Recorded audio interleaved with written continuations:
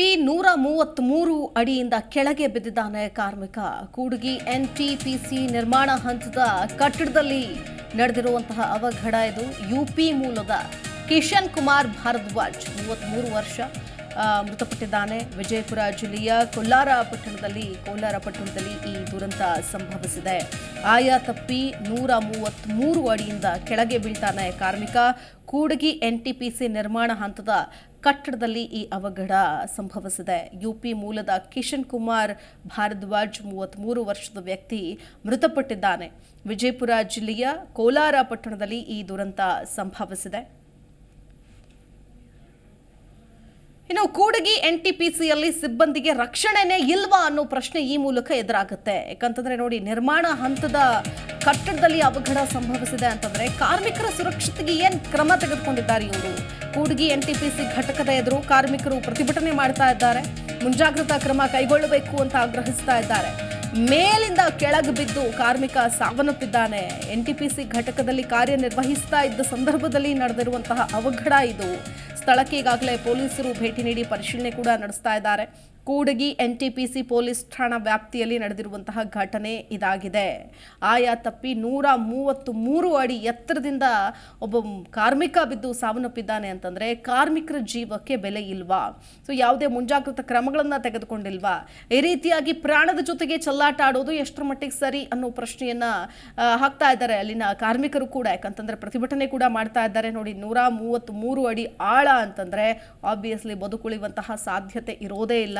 ಆ ವ್ಯಕ್ತಿ ಆ ಸ್ಥಳದಲ್ಲೇನೆ ಮೃತಪಟ್ಟಿದ್ದಾನೆ. ಯುಪಿ ಮೂಲದ ಕಿಶನ್ ಕುಮಾರ್ ಭಾರದ್ವಾಜ್ ಅಂತ. ನೋಡಿ ಪಾಪ, ಕೆಲಸವನ್ನ ಅರಸಿ ಉದ್ಯೋಗವನ್ನ ಅರಸಿ ಊರಿಂದ ಊರಿಗೆ ಬರ್ತಾರೆ. ಆದರೆ ಉದ್ಯೋಗ ಮಾಡೋ ಸಂದರ್ಭದಲ್ಲಿ, ಕೂಲಿ ಮಾಡೋ ಸಂದರ್ಭದಲ್ಲಿ ಈ ರೀತಿಯಾಗಿ ಅಂದ್ರೆ ಈ ಕಾರ್ಮಿಕ ಸಾವನ್ನಪ್ಪಿದ್ದಾನೆ.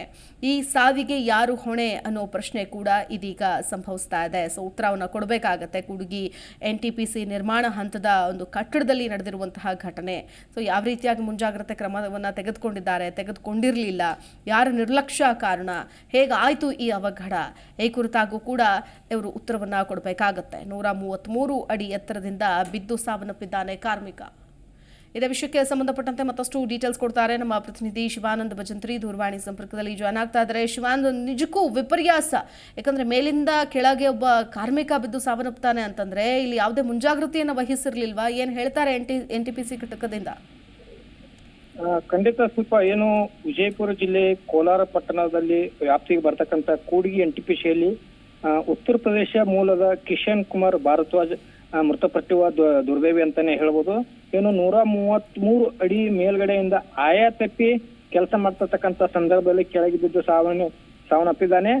ಈ ಒಂದು ಕುರಿತು ಅಲ್ಲಿರ್ತಕ್ಕಂಥ ಕಾರ್ಮಿಕರು ಕೂಡ ಒಂದು ಪ್ರತಿಭಟನೆಗೆ ಮುಂದಾಗ್ತಾರೆ. ಈ ಒಂದು ಘಟನೆ ಕುರಿತು ಅವರಿಗೆ ಸೂಕ್ತವಾದಂತಹ ಒಂದು ಪರಿಹಾರ ನೀಡಬೇಕು ಅನ್ನೋ ಒಂದು ಪ್ರತಿಭಟನೆಗೆ ಮುಂದಾದಂತ ಸಂದರ್ಭದಲ್ಲಿ ಸ್ಥಳಕ್ಕೆ ಪೊಲೀಸರು ಕೂಡ ಧಾವಿಸಿ ಅಲ್ಲಿರ್ತಕ್ಕಂಥ ವಾತಾವರಣ ತಿಳಿಗೊಳಿಸಿದ್ದಾರೆ. ಈ ಸದ್ಯ ಮಾಹಿತಿ ಪ್ರಕಾರ ಅಧಿಕಾರಿಗಳು ಕೂಡ ಇನ್ನೂ ಯಾವುದೇ ರೀತಿಯ ಮಾಹಿತಿಯನ್ನು ನೀಡಿಲ್ಲ. ಯಾವ ರೀತಿ ಒಂದು ಪರಿಹಾರ ಕೊಡ್ತಾರೆ, ಅವ್ರ ಮೇಲೆ ಈ ರೀತಿ ಒಂದು ಘಟನೆಗೆ ಯಾವ ರೀತಿ ಕ್ರಮಗಳನ್ನ ಕೈಗೊಳ್ತಾರೆ ಅನ್ನೋದು ಕೂಡ ಯಕ್ಷ ಪ್ರಶ್ನೆ ಆಗಿದೆ ಅಂತಾನೆ ಹೇಳ್ಬೋದು ಶಿಲ್ಪ. ಓಕೆ, ಧನ್ಯವಾದ ಶಿವಾನಂದ್ ಡೀಟೇಲ್ಸ್ಗಾಗಿ.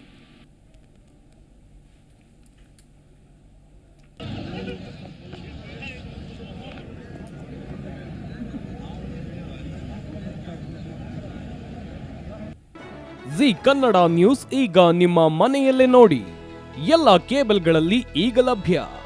ಸನ್ Direct 292, Jio TV 1334, U digital 162, city cable 51, GTPL 17, Abhishek cables 821, Rock Line telecommunication 51, Shri Basaveshwara number 60, Vinayaka digital number 53, in digital number 896ರಲ್ಲಿ. ನಿಮ್ಮಿಸ್ತದ ಜಿ ಕನ್ನಡ ನ್ಯೂಸ್ ನೋಡಿ ಆನಂದಿಸಿ.